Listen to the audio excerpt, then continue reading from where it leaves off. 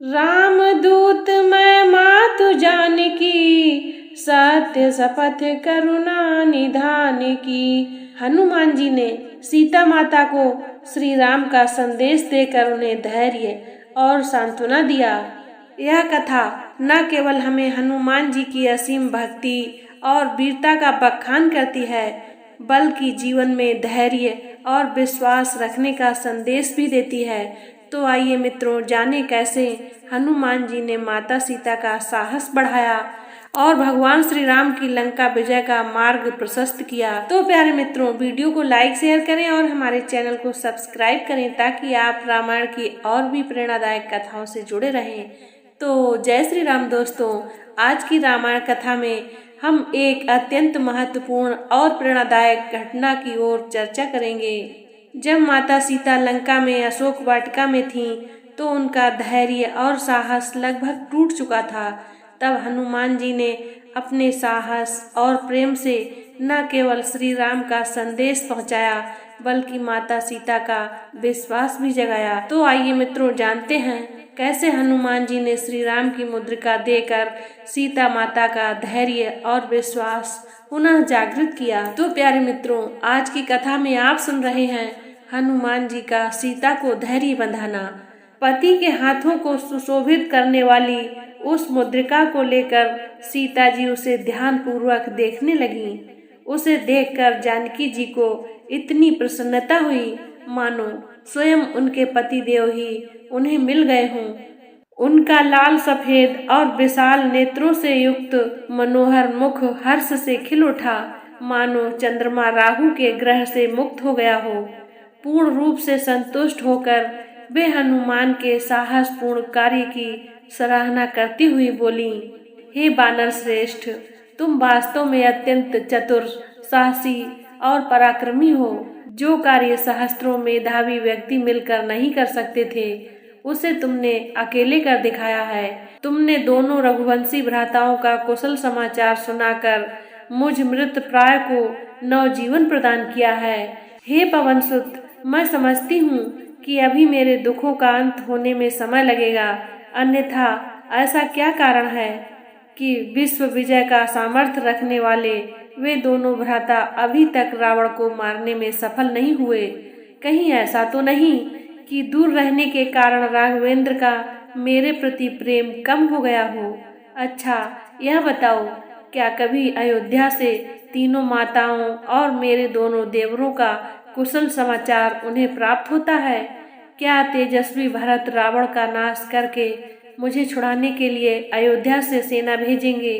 क्या मैं कभी अपनी आंखों से दुरात्मा रावण को राघव के बाणों से मरता देख सकूंगी? हे वीर, अयोध्या से वन के लिए चलते समय श्री रामचंद्र जी के मुख पर जो अटल आत्मविश्वास और धैर्य था, क्या अब भी वह वैसा ही है? सीता जी के इन प्रश्नों को सुनकर हनुमान जी बोले, हे देवी, जब रघुनाथ जी को आपकी दशा की सूचना मुझसे प्राप्त होगी, तब वे बिना समय नष्ट किए बानरों और रीछों की विशाल सेना को लेकर लंकापति रावण पर आक्रमण करके उसकी इस स्वर्णपुरी को धूल में मिला देंगे और आपको इस बंधन से मुक्त कराकर ले जाएंगे। हे आर्य, आजकल वे आपके ध्यान में इतने निमग्न रहते हैं कि उन्हें अपने तन बदन की भी सुधि नहीं रहती, खाना पीना तक भूल जाते हैं। उनके मुख से दिन रात हाय सीते शब्द ही सुनाई देते हैं। आपके वियोग में वे रात को भी नहीं सो पाते। यदि कभी नींद आ भी जाए तो हाय सीते कहकर नींद में चौंक पड़ते हैं और इधर उधर आपकी खोज करने लगते हैं। उनकी यह दशा हम लोगों से देखी नहीं जाती। हम उन्हें धैर्य बंधाने का प्रयास करते हैं, किंतु हमें सफलता नहीं मिलती। उनकी पीड़ा बढ़ती जाती है। अपने प्राणनाथ की दशा का यह करुण वर्णन सुनकर जानकी के नेत्रों से अविरल अश्रुधारा बह चली।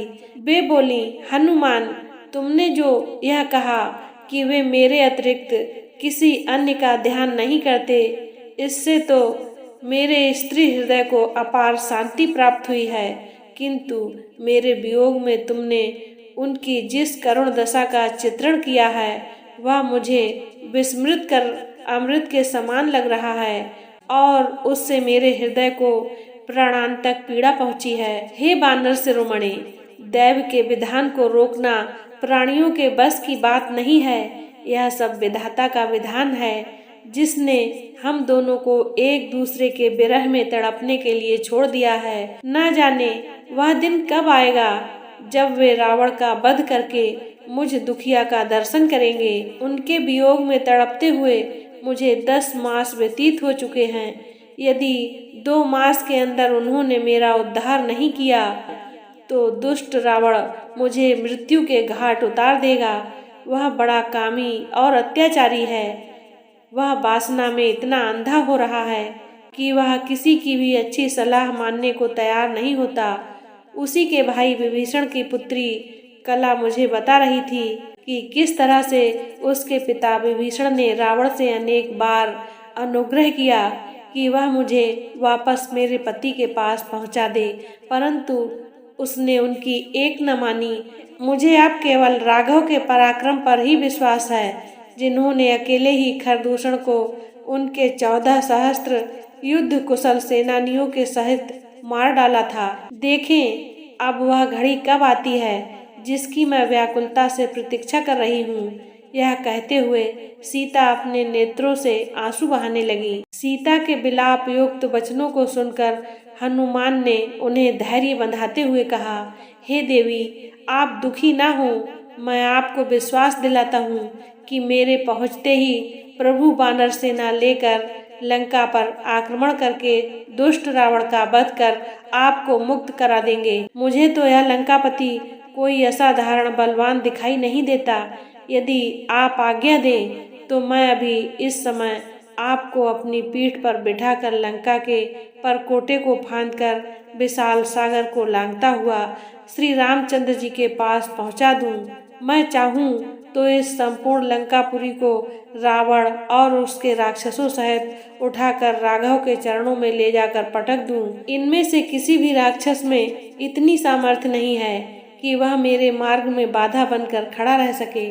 तो मित्रों, आज की कथा को यहीं पर विराम देते हैं। अब आइए कुछ अनमोल वचनों को सुनते हैं। धैर्य जीवन की सबसे बड़ी शक्ति है, जो कठिनाइयों को अवसरों में बदल देता है। सच्ची भक्ति वही है जो हर परिस्थिति में हमें ईश्वर पर अडिग बनाए रखे।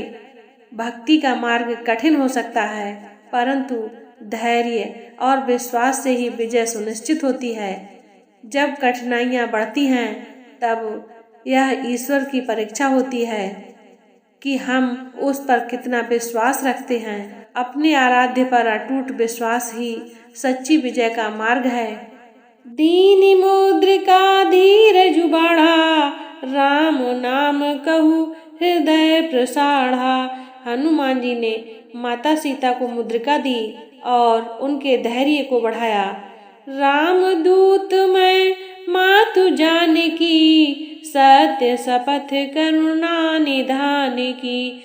हनुमान जी ने सीता माता को श्री राम का संदेश देकर उन्हें धैर्य और सांत्वना दिया। कपि कर जोरी कहा कर जोरी, सीता मोहि कृपा करिय थोरी। हनुमान जी ने विनम्रता पूर्वक माता सीता से कृपा की प्रार्थना की।